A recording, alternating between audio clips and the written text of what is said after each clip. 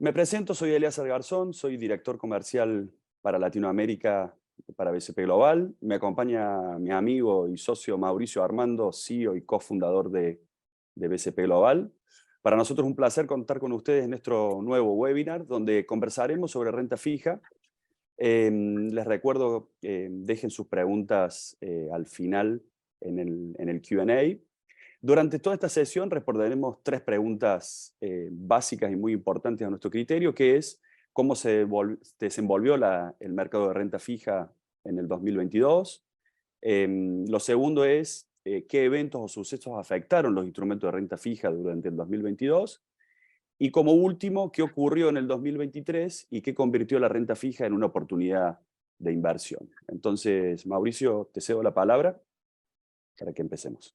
Gracias. Bueno, empecemos. Como este es un webinar no solo para asesores, sino también para nuestros clientes y cualquiera que esté interesado, me parece importante comenzar por conceptos básicos, después hablar de uno de los, el mayor protagonista de lo que está sucediendo en el mundo de tasas o en la economía americana, que es la Fed. Luego vamos a un par de datos macros, lo que pasó en el mundo de la renta fija en el 2023, en el 2022, lo que está sucediendo en el 2023 y por qué creemos que hay una oportunidad. Vamos por el tema de conceptos básicos. Empecemos por una definición que podemos encontrar en cualquier buscador de qué es la renta fija o qué son los bonos. Son instrumentos de deuda, son instrumentos que cotizan en diferentes mercados de valores, emitidos o por empresas, o por gobiernos, o por organismos estatales, con el objetivo de financiarse. ¿Cuáles son las características importantes? Es que es un documento o es un instrumento que tiene una fecha de vencimiento y tiene una tasa de interés.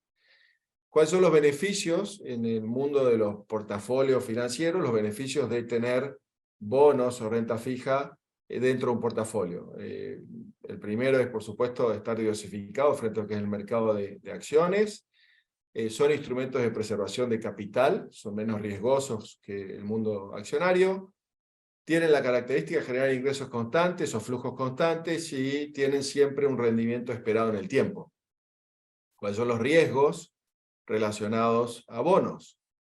Riesgo duración, que acá lo explicaremos, riesgo inflación, que también explicaremos, riesgo de default o riesgo de crédito, que lamentablemente en Latinoamérica entendemos bastante de qué se trata esto, y riesgo de liquidez. Son los diferentes riesgos que tiene un bono, ¿no? Y vamos a hacer sobre todo hincapié en la duración y la inflación, ¿no es cierto, Mauricio? Eso va a ser, digamos, donde vamos a poner más foco. Sí, porque son los aspectos que de alguna manera determinaron los retornos del año pasado y determinan las oportunidades de este año. Así que sí, vamos a hablar un poquito más en detalle de ambos tipos de riesgo. Y siempre es importante, Sasa, entender que riesgo es una palabra que lo que implica es volatilidad hacia arriba y hacia abajo. O sea, el riesgo puede tener implicancias negativas en algún momento del tiempo e implicancias positivas en otro, ¿no? Correcto. Vamos rápido en la parte de descripción y conceptos 101 de bonos. Los bonos entonces se pueden clasificar según el tipo de emisor. Existen bonos soberanos o bonos públicos. En el caso del gobierno americano se llaman bonos del Tesoro americano. Y existen bonos de compañías, bonos privados de compañías privadas. Según el vencimiento pueden haber bonos de corto plazo, que en general es bonos de hasta 3 años, bonos de mediano plazo, que es entre 3 y 7 años, y bonos de largo plazo, que son bonos de más de 7 años.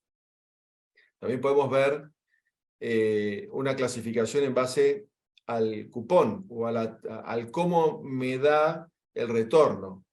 Existen bonos de tasa fija, que es lo típico y lo más sencillo, que es un bono que me paga 6% cada 6 meses y cobro el capital en 2 años. Existe algo que se llama cero cupón, de lo cual también hablaremos porque es súper interesante y es un producto nuevo que está lanzando BCP. Los instrumentos cero cupón lo que implican es que uno compra un instrumento a descuento y a vencimiento cobro el 100%. Lo típico es un T-bill, hablaremos bastante de los T-bills, no solo porque es una oferta nueva en BCP, sino porque es la tendencia últimamente de mercado acá en Estados Unidos a que mucha gente quiere invertir en T-bill. Entonces, los T-bills son justamente estos, son bonos de cero cupón. Son instrumentos que lo compro a un descuento, pago 95, 96, 94 y a vencimiento cobro 100. Ese diferencial de 3, 4, 5 dólares es la tasa que recibo a lo largo del tiempo por tener este instrumento. Y bonos de cupón variable. O sea, me parece que es importante sobre todo para nuestros clientes que entiendan las distintas características y cuando se sienten un asesor financiero puedan entender lo que le están ofreciendo. Hay muchos bonos que vienen atados a una tasa de referencia. La tasa típica es la LIBOR. Entonces hay muchos bonos que te pagan LIBOR más 2%, LIBOR más 3%. Esos son bonos de cupón variable. Y súper claro. la última clasificación es bonos que tienen distintas opciones. Bonos convertibles, que tienen la opción de convertirse en acciones, es un derecho a quien compra el bono. Últimamente no hay tantos bonos convertibles a acciones, en el pasado había más. Y bonos con características de que tengan la posibilidad de un rescate anticipado. Esto sí hay bastante, eso se llama un call, y muchas veces, sobre todo en bonos largos, un bono al 2030, que me paga una tasa muy interesante, pero que el emisor tiene un derecho en el 2025 26 de llamarlo. Esos son bonos de rescate anticipado. Entonces, hay distintas maneras de clasificar un bono. ¿Ok? Perfecto. Y por último, lo que escuchamos mucho, y acá a ver si damos una pequeña aclaratoria de lo que implica, es la clasificación de bonos por calidad crediticia. Un bono de tesoro americano, que en principio le llamamos un bono libre de riesgo, o sea que bajo todas las clasificaciones crediticias es lo más seguro que existe, sería un bono, el famoso bono AAA, ¿no?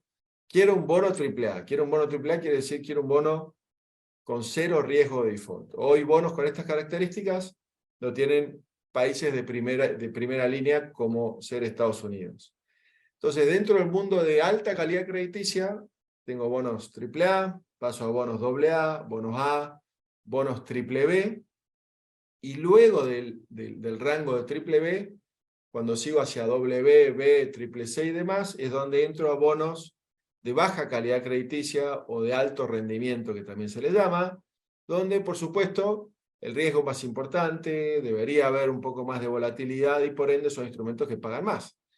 No hay un instrumento que sea mejor que otro, todo depende cómo lo combino, cuál es el mix que tengo en mi portafolio para que sean eficientes. Un bono AAA puede ser muy bueno, como un bono triple B o doble B también puede ser muy bueno. Pero sí es importante entender que si tengo un único bono y es una clasificación por debajo de lo que es alta calidad crediticia, tengo que entender que es un bono que puede correr riesgos, ¿no? En su capacidad de pago a lo largo del tiempo, la compañía y demás. Y estas clasificaciones las dan grandes organismos internacionales, entre ellos los más conocidos son Standard & Poor's y Moody's. Perfecto. Mauricio, y sería importante explicar cómo sabe un inversor cuánto le rinde un bono. O sea, ¿nos podés dar una mano a entender cómo determinamos o cuáles son las variables más importantes para entender esa pregunta clásica de un inversionista, cuánto rinde el bono? Y te lo puedo empezar a responder con un ejemplo. Te conviene comprar un bono. Primero, la paridad de un bono es 100. O sea, el valor par es 100%. Un bono que está por encima de par vale 101, 102, 110. Un bono que está por debajo de par vale 99, 98, 92, 80.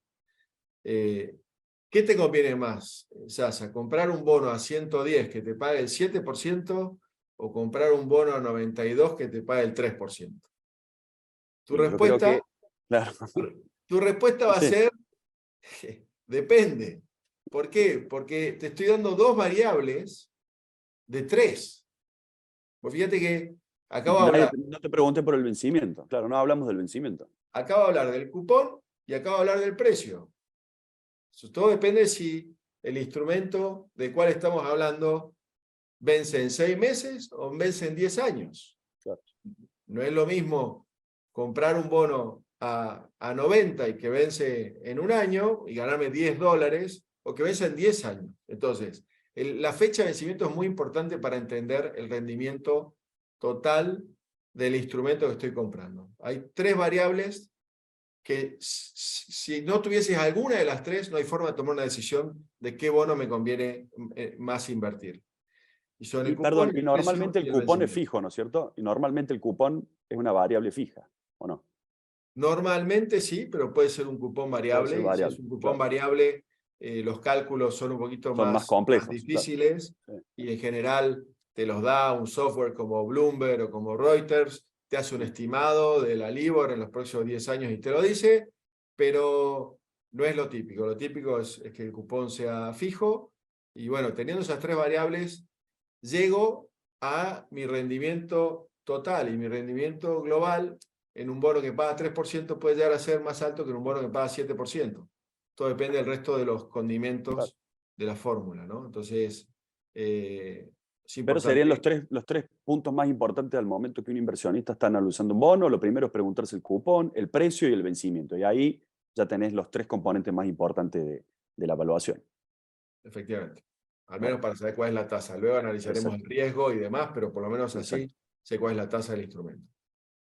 Perfecto, queda súper claro. Bueno, Bueno, otro contanos un aspecto. poquito, sobre todo el gráfico, ¿no? Ahí, ayúdanos un poco a entender ese gráfico. Sí, un aspecto no menor, y a veces me gusta poner un ejemplo en números, es entender la volatilidad de un instrumento, y luego lo vamos a ver en lo que pasó el año pasado y el porqué de las cosas. La volatilidad de un bono va directamente relacionada a lo que es la duración del bono. O sea, un instrumento o un bono a un año, como vemos en este gráfico, tiene la posibilidad del precio posiblemente de moverse en un rango que va de 102 a 98.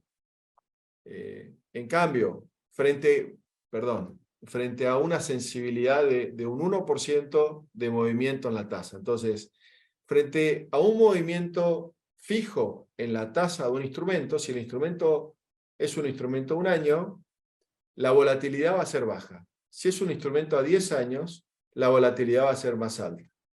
De vuelta, hablamos de volatilidad que me puede impactar negativamente, o hablamos de volatilidad que me puede impactar positivamente. Lo que yo sí tengo que entender, es que si tengo un bono que vence en el 2030, va a ser más volátil y va a tener más movimiento de precio que si tengo un bono que vence en el 2024. Y eso también es importante a la hora de elegir una inversión. O sea, ¿quiero elegir una inversión que paga más pero que toma más riesgo? ¿O prefiero quedarme en algo más conservador, 1 año, 2 años, 6 meses y demás? Entonces, importante entender que la sensibilidad del precio de un bono va atado a la duración y al maturity del bono. Y tiene mucho sentido porque estás prestando dinero. Entonces, si prestas dinero a larguísimo plazo o a corto plazo, tiene bastante sentido el razonamiento. Y yo tengo un ejemplo sencillo. Si yo tengo un bono que paga 6% y vos me pedís que ahora ese bono pague 7 por un tema de riesgo, y el bono solo paga 6 si vence en un año, y el precio tiene que bajar $1. Si baja $1, me llevo 6% de cupón y me llevo $1 por el diferencial de precio. Me dio un 7. Si ese bono es a 10 años y me paga un 6 y ahora le pido un 7, me tiene que dar $1 más por año para llegar a ese 7% anual. Claro. ¿Qué quiere decir? Que ese bono tiene que bajar a niveles similares a 90 para yo llevarme ese 7%. Entonces, fíjate que un bono que pagaba 6 y que quiero que rinda 7, tiene que bajar $1 a un año y tiene que bajar $10 a 10 años. Ahí está clarísimo. Lo mismo Sí, que sí, si un sí. bono paga 6 y ahora el riesgo es 5 porque es una empresa más sólida y demás. Pues ese bono va a subir $1 y Va a el bono subir de el 10 años va a precio. subir $10. Entonces, Exacto. 100% atado. Y di mi ejemplo. Yo sé que me dijeron que no dé el ejemplo porque por ahí va a ser confuso, pero bueno, que lo Te voy a gusta dar igual. mucho. No, Sí, pero sí. es A claro, mí es me claro. gusta mucho ese ejemplo, por eso. No, a mí me sirve. Y sumado al gráfico se entiende perfectamente, me parece. De Gracias. todos modos, si hay preguntas, después nos van sumando. Sí, sí, sí, sí. Bueno, el gran protagonista de todo lo que es renta fija en estos últimos 18 meses ha sido la Fed. La Fed es el órgano, la autoridad monetaria de Estados Unidos, que se encarga de supervisar y de estar encima de todo lo que es la política monetaria americana. Sus objetivos son estabilidad de precios, estabilidad financiera, lograr un buen empleo y desarrollo económico, crecimiento del PBI dentro del país, y una de las cosas que tienen que controlar, por supuesto, en momentos de desaceleración económica o recesión, la Fed utiliza ciertas herramientas y en momentos de inflación como los que estamos viviendo utiliza otras. La Fed tiene muchos instrumentos y muy técnicos y que creo que serían muy difíciles de explicar en este webinar, pero el más importante del cual estamos hablando es cómo mueve la tasa de referencia y lo que busca hacer con ese movimiento de tasa de referencia. ¿Okay? Perfecto, queda súper claro. Entonces, primero empecemos, Asa, de por qué a la Fed le tocó hacer lo que le tocó hacer, ¿no? O sea, lamentablemente, como vemos, el gasto público americano subió estrepitosamente en 2020 y 2021. La razón fundamental fue el COVID. ¿Por qué sube el gasto público? Por un montón de incentivos que el gobierno lanza al mercado en una economía parada. Entonces, al final el gobierno lanza dinero y esa entrega de dinero es un gasto dentro del P&L del gobierno americano. Y este gasto, mucha gente dice que se le fue un poco de las manos y creó esta bola digamos, de un altísimo consumo, y por otro lado, una economía donde en la parte productiva todas las compañías estaban paradas, entonces había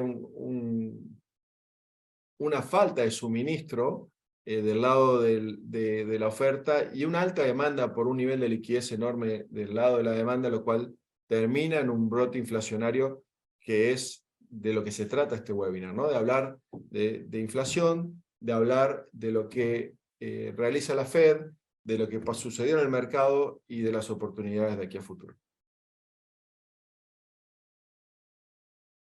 Entonces, bueno, hablando un poco de ese brote inflacionario, que es lo que veníamos diciendo, ¿cuál es la herramienta más importante entre muchas que usa la Fed para intentar bajar ese crecimiento económico, bajar la inflación de Estados Unidos, lo cual está haciendo también Inglaterra, lo cual se está haciendo en Europa, que es un escenario de suba de la tasa? Siempre las subas de tasas son paulatinas, y lo podemos ver perfectamente en este gráfico. Las subas comenzaron a comienzos del 2022, en abril, y posiblemente nos quede un escaloncito o dos más, pero estamos sin duda frente al final de ese ciclo. Y estamos frente al final de ese ciclo a rangos muy interesantes para nosotros como inversores.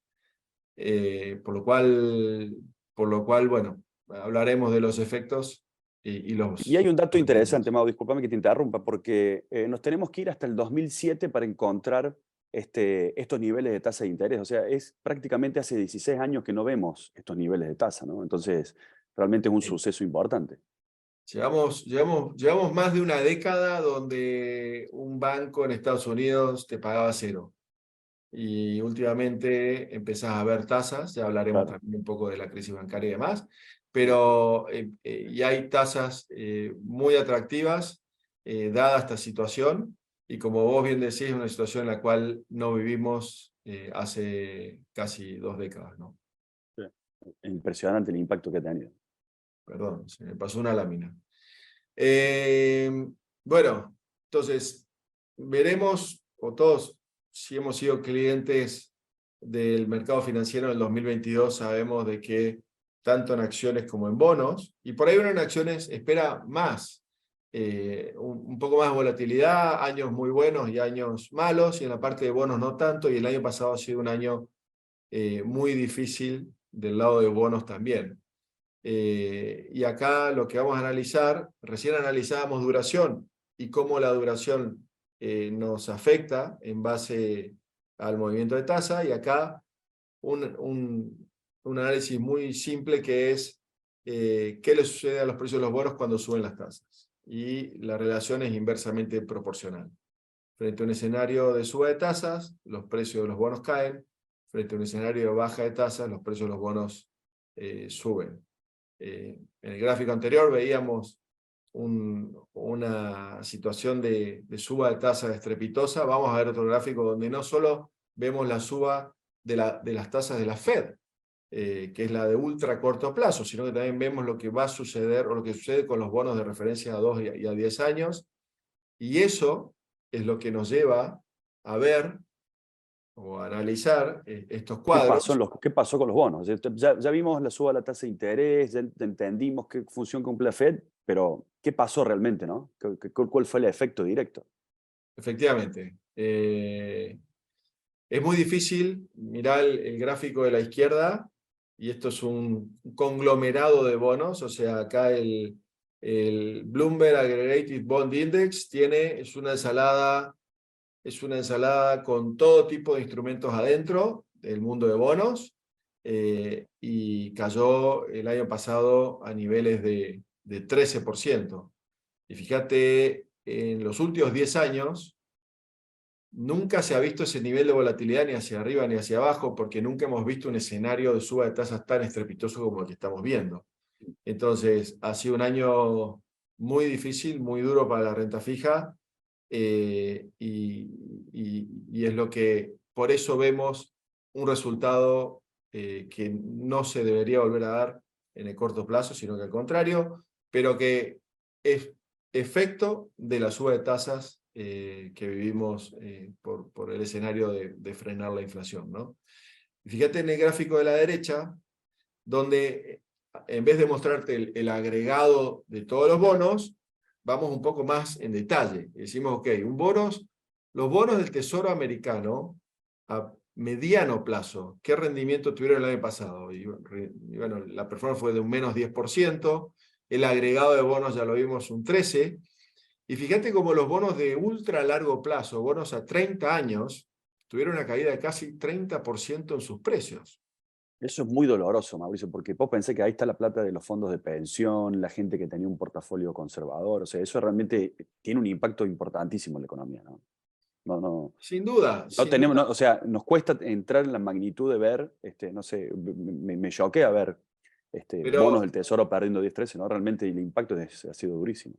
Pero eso es lo que viene atado a duration, o sea, por eso hablábamos de duration. O sea, y ahí está clarísimo lo de duration, ¿no? Fíjate la hay diferencia, cómo cae. un ETF de bonos de corto plazo el año pasado no perdió dinero. Claro. Por supuesto, rindió cero. No le pidamos retorno, pero no perdió dinero. No pérdida de capital. Más largo me voy en el tiempo, mientras más largo me voy en el tiempo, más volatilidad.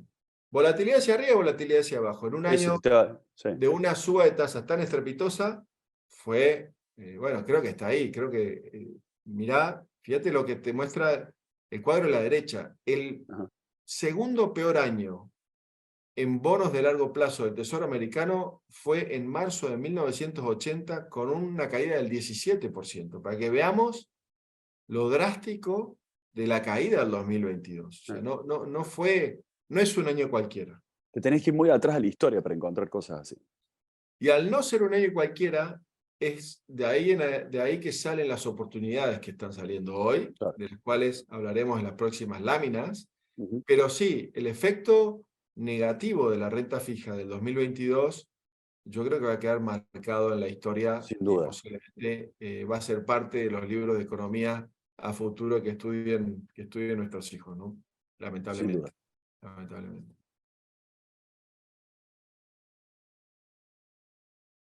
Y la pregunta es, ¿qué tan eficiente está siendo en este momento la Fed con su política que viene llevando adelante? O la pregunta sería, ¿está surtiendo efecto las políticas de la Fed? ¿Quién gana? ¿Quién está ganando? ¿La Fed o la inflación? ¿Cómo viene eso? Efectivamente. Y vemos, a diferencia de Europa, a diferencia de Inglaterra, donde todavía la inflación sigue a niveles digamos, constantes desde ese pico, o sea, muy cerca del pico, como vemos en Estados Unidos, ya empezamos drásticamente a bajar esa inflación. Estamos muy lejos del target de la Fed, que es estar a niveles de 2%, pero ya estamos a niveles de 4%, y llegamos a estar a un pico de 9%. Con lo cual, yo te diría que el trabajo de suba de tasas de la Fed está llegando a su vencimiento. O sea, posiblemente veamos 1 o 2 escalones más, como comentamos, pero ya el efecto de bajar inflación y de volver a ese target entre 2 y 3% sí se está cumpliendo, con lo cual ahora explicaremos por qué esto es un muy buen dato para la renta fija. Y de algún modo eliminamos ese fantasma que teníamos al inicio donde daba la sensación de que la inflación estaba totalmente descontrolada, ¿no? Cuando veíamos 9 y, no sé, Inglaterra con 11% de inflación, uno podría decir hasta dónde llega esto, ¿no? Entonces, creo que una buena noticia es que es salir de ese fantasma de que la inflación está descontrolada y que realmente la Fed tiene las riendas de la situación. Sí, y digamos, Estados Unidos está liderando esa eficiencia monetaria y logrando esta baja inflación antes que el resto de las economías desarrolladas. Bueno, un poco ya no tantas pálidas, Sasa. Vamos a ver si acá Vamos a hablar de la sacamos. oportunidad. Y Vamos, hablemos de venimos a noticias, hablar de eso. hablemos de noticias positivas. Exacto. Noticias positivas para mí es hablar del mercado de renta fija en el 2023. O sea, el 2022 fue un año durísimo, pero el 2023 creemos que hay una oportunidad muy buena y es parte de lo que vamos a explicar. Bueno, Bueno, explícanos este gráfico, sí, Mauricio. Sí. un tema no menor que también se vio afectado a esta suba de tasas, que fue la caída, o es la caída de ya 4 bancos regionales en Estados Unidos, por una situación justamente estrepitosa de suba de tasas, que ha hecho que si yo tengo un montón de instrumentos, o digamos, los activos que estos bancos tenían, al precio actual, dada la suba de tasas, los pone en una situación, en muchos casos, de bancarrota. ¿Y qué pasa con ese escenario de bancarrota? En ese escenario de bancarrota, el resto de los bancos tienen que salir a hacer más sólidos sus balances y por ende se seca el mercado crediticio. Secar el mercado crediticio ayuda, al igual que la suba de tasas, a bajar la inflación, con lo cual es una realidad dura lo que sucedió, pero ayuda en este objetivo de bajar inflación. Fíjate cómo las expectativas de suba de tasa, la línea verde de arriba, te muestra lo que creo que en este caso, no sé si es la opinión del mercado en general de lo que serían las tasas de la Fed. Pues fíjate que esta línea verde dice que podrían llegar a niveles cercanos al 6% y que comenzarían a bajar hasta finales del año del 2024. Y fíjate ya la línea de abril, también que son datos a marzo, entonces por ahí no conseguimos la data a finales de mayo, pero fíjate la línea de abril donde muestra que efectivamente estaríamos mucho más cerca de un 5,25, 5,50 y empezaríamos a bajar tasas antes y llegaríamos a niveles más bajos de los que se esperaban inicialmente en marzo. Esto para el mercado nuestro de renta fija es muy positivo, ¿ok? Para lo que son bonos, lo que son inversiones en este tipo de activos, es muy positivo porque como digamos, sufrimos en precio en el 2022, es lo que 2023/2024 deberíamos vernos beneficiados en precios por esta baja de tasas frente a la suba que hemos sufrido. Y siempre hablando de expectativa, ¿no? Entonces la conclusión, perdón si podemos volver a la anterior, la conclusión sería que la crisis bancaria hizo que la expectativa de suba de tasa de interés por parte de la Fed sea menor, ¿no? En definitiva, estamos hablando siempre de expectativa de tasa de interés. Siempre hablaba de expectativas, siempre hablaba de Bien. expectativas y está compuesto por muchísimos instrumentos, pero el que se haya secado un poco el mercado de liquidez, el mercado crediticio, ayuda y por ende permitiría que la Fed no tenga que continuar subiendo tan agresivamente tasas como lo venía haciendo, ¿no? Súper claro. Una pregunta que nosotros mandamos un email, aclaramos a todo el mundo, pero es importante decirlo en este webinar, qué tanto esta crisis de bancos regionales puede afectar a BCP, a sus portafolios y en general a los ahorros de nuestros clientes. La respuesta, por suerte, es cero. En este caso, esta mini crisis del sector de bancos regionales no impacta absolutamente nada en el caso de BCP. Primero porque los portafolios de BCP compuestos o digamos diseñados por BlackRock no tienen cero exposición a bancos regionales. Son portafolios globalmente diversificados, son portafolios que invierten a nivel internacional, no solo Estados Unidos, sino el resto del mundo. Y a su vez en la parte de Estados Unidos no tenemos exposición. Así que es importante de saber que esta situación negativa no nos ha afectado en el portafolio. Lo otro que no es menor es el custodio, o quien tiene el dinero de nuestros clientes, que en este caso es Interactive Brokers. Primero, aclarar que Interactive solo es custodio del dinero. O sea, no estamos, en ningún momento estamos tomando riesgo Interactive Brokers, a pesar de que es uno de los custodios más grandes de Estados Unidos. Segundo, todas las cuentas tienen garantía por parte del gobierno americano de hasta $500.000. Todos los ETFs, a su vez, están domiciliados en Europa por un tema de eficiencia fiscal. Entonces, por muchas razones, podemos dormir 100% tranquilos de saber de que una crisis de estas características no se llevaría nunca parte de nuestros ahorros, de nuestras inversiones. Bueno, este gráfico está buenísimo y es muy bueno poder explicarlo. Estas son 3 líneas. Hay una línea amarilla, que son los es un gráfico del bono de 10 años y cómo se mueve el bono de 10 años americano. Rendimiento, no precio, Mauri, ¿no? Esto estamos viendo rendimiento, no precio del bono, para aclarar, ¿No? solamente. ¿Perdón? No, perdón, en el gráfico decía solo una aclaración que los gráficos que estamos viendo son rendimiento de los bonos. Sí. Ah, sí, no es precio. Se puede confundir con precio, sí. Entendí, no apareció. Sí, no. Sí. Son rendimientos. Sí. Esto es el rendimiento del bono de 2 años del Tesoro americano, y la línea azul es lo que hace la Fed, o sea, la suba de tasas por parte de la Fed. Para mí lo primero a ver es que durante el 2021, o antes del COVID, estábamos hablando de tasas cercanas al 1% y menos del 2% en todos los casos.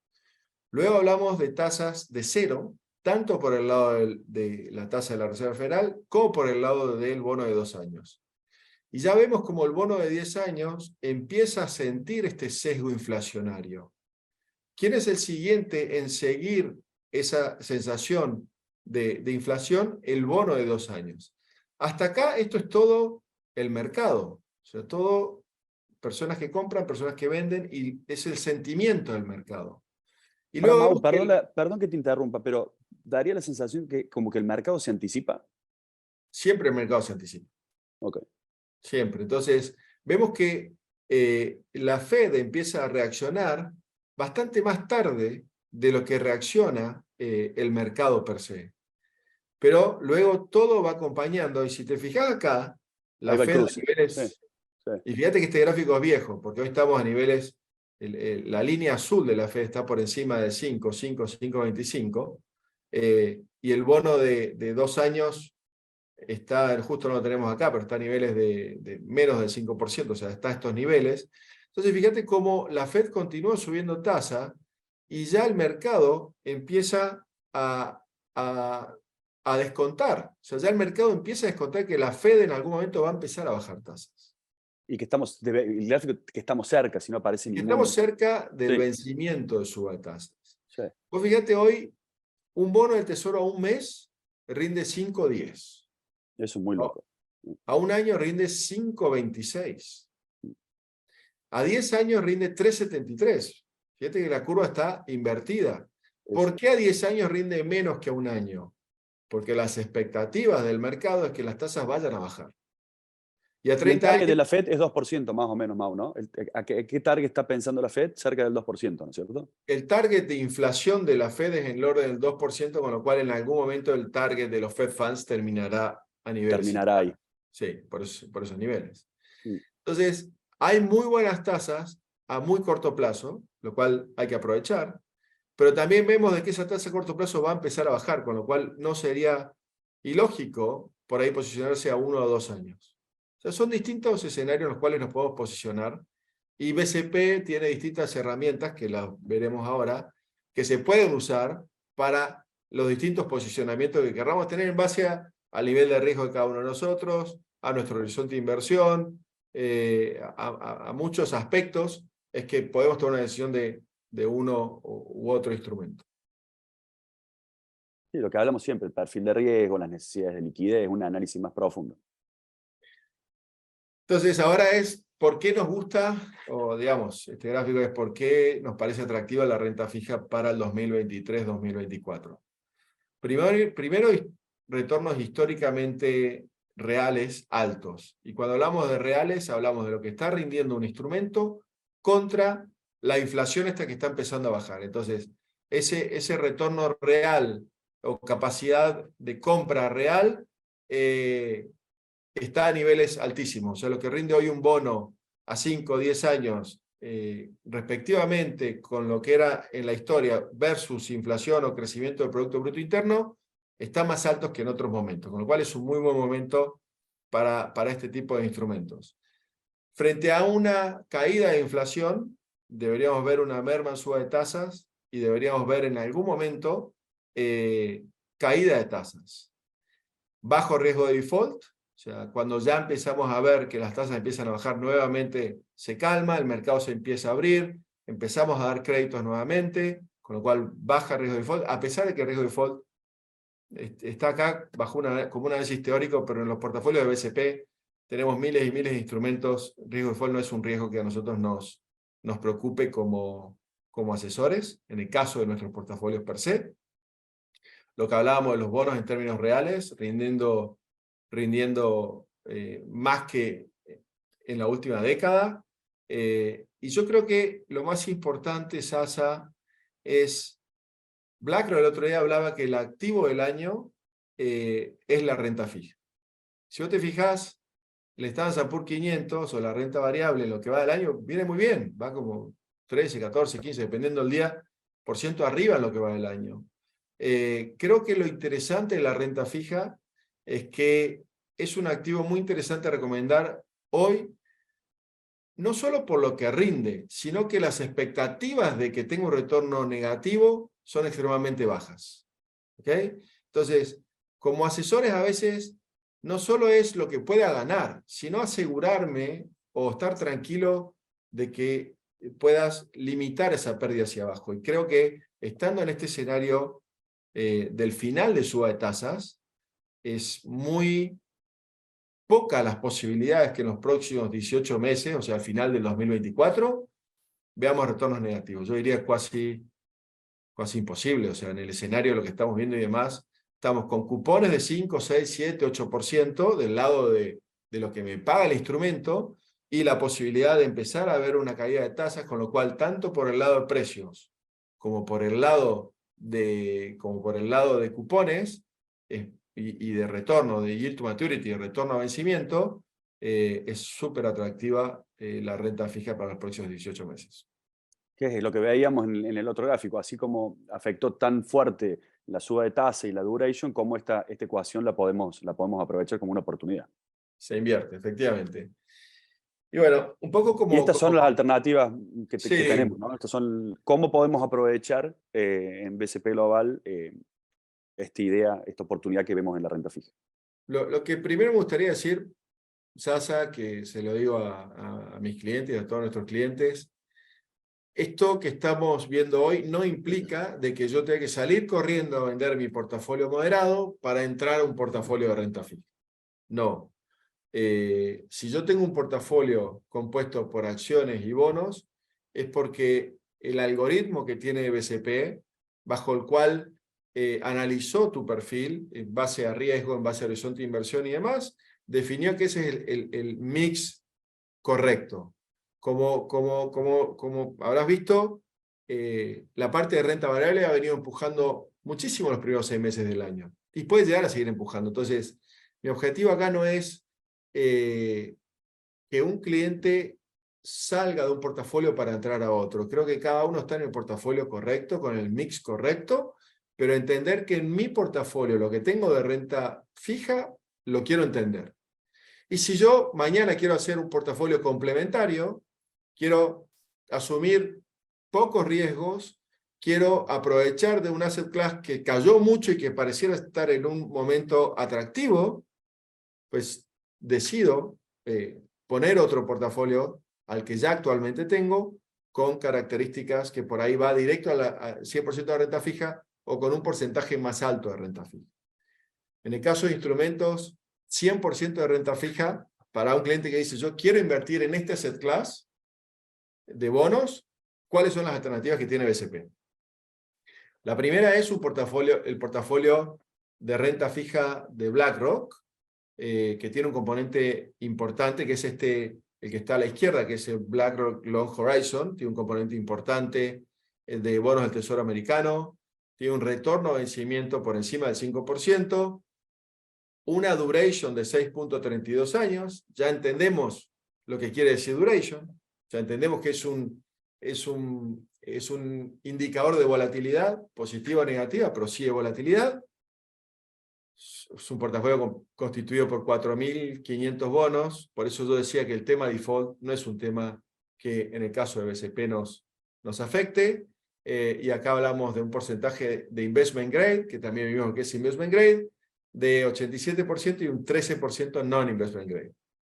Perdón, una aclaración para no darlo por supuesto, que estos portafolios están 100% compuestos de UCITS ETF, ¿no? Porque sí, bueno, todo lo que hay es gente que no eficiencia lo... fiscal, que Sí. siempre lo hablamos, eficiencia Máxima fiscal, liquidez. acumulación de dividendos e intereses, el tema también que ya ahora lo tratamos del impuesto a la herencia. Otro portafolio que lanzamos hace poco es el portafolio que es casi cash, o sea, es como un pseudo money market. Fíjate lo que es el segundo. Estamos hablando de un retorno de 5,43 y de una duración promedio de 0.3 años. ¿Qué me dice esto? Que es un portafolio de bajísima volatilidad. Entonces, yo quiero algo que me rinda un 5% y que no tenga volatilidad. Sí, este es el portafolio correcto. Y de vuelta está compuesto por casi 1.000 bonos, muchos, un 70% o más, son bonos del Tesoro americano, y por supuesto es 100% investment grade de alta calidad crediticia. Luego, el siguiente portafolio es un portafolio de BCP. Este tiene más pimienta, este tiene un poquito más de pimienta, ¿o no? Sí, es el típico portafolio de nuestro cliente latinoamericano que busca el riesgo en tasa y no tanto en acciones, ¿no? O sea, yo quiero un instrumento que me pague 6%.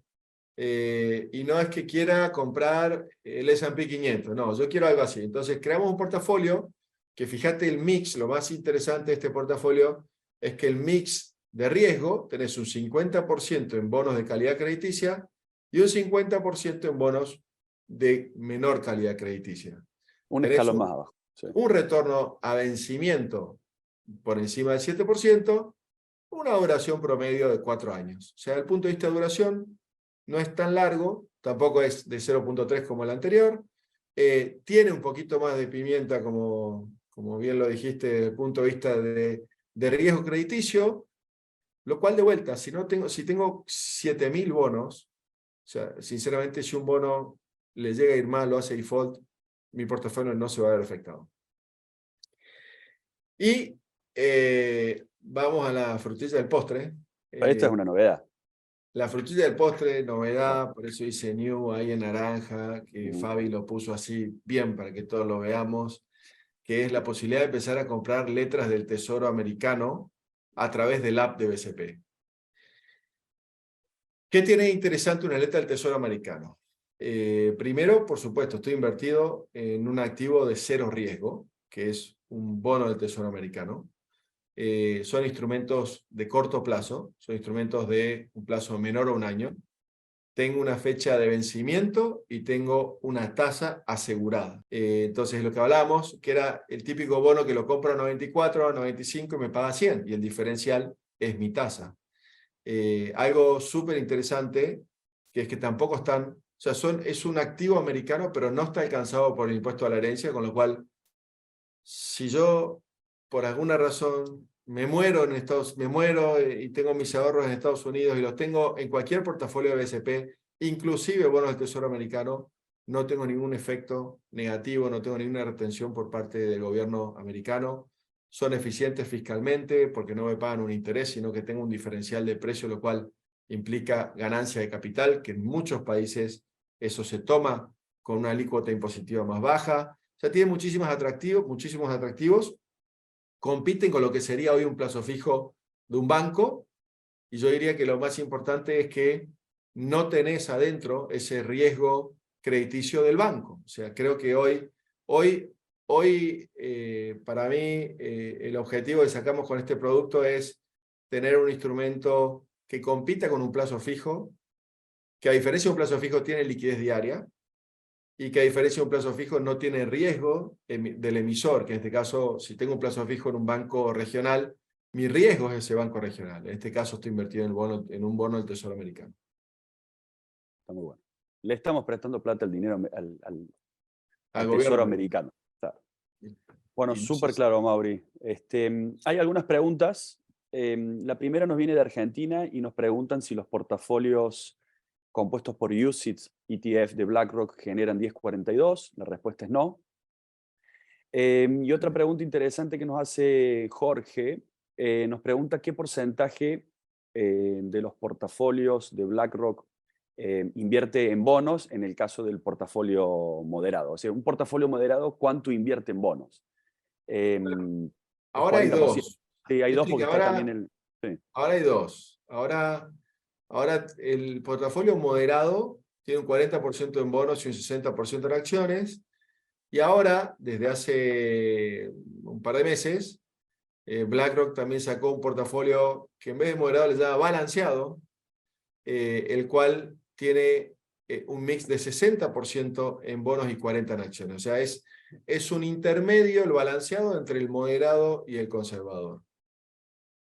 Y después tenés, digamos, el portafolio, el anterior, el que tiene 80-20, que es un Conservador, 80%, el conservador 80-20. Claro. conservador, renta fija y demás. Pero sí hay nuevos portafolios, uno es el cash equivalent y el otro es el balanceado, que cumple con el objetivo de tener toda la gama de riesgo posible, desde cero volatilidad a 100% acciones, ¿no? Y representa más al inversionista latino, porque ese moderado 60-40 es más un estilo americano. El 60-40, digo 60 equity, 40 bonos.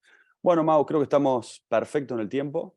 Ha sido un placer, como siempre, compartir este espacio contigo. Ojalá haya sido claro para todos nuestros inversionistas y asesores que participaron del webinar. Y bueno, le estaremos anticipando con tiempo el próximo webinar y el tema y esperamos contar con todos ustedes. Como Sí, yo siempre, quiero un agregar, Sasa, placer. Sí, que me dale. gustaría agregar que nada, lo bueno de BCP es todas las cuentas están atadas a un asesor financiero. Desde BCP, nuestro email de support está a la orden para cualquier tipo de pregunta, y también a vuestro asesor, cualquier duda que tengan. Yo creo que es un gran año, 2023 y 2024, para no solo la renta fija, sino también la renta variable. Y el ser un inversor paciente, un inversor que tiene claro su objetivo y su horizonte de inversión, me lleva a los resultados que cada uno busca como inversor, ¿no? Y este año y el año que viene van a pagar un poco positivamente el sufrimiento que vivimos en el 2022. Así Perfecto. que aprovecharlo. Aprovechar la oportunidad. Exacto. Bueno, Sasa, Bueno, Mau, gracias. un placer. Un abrazo a todos. Hasta luego.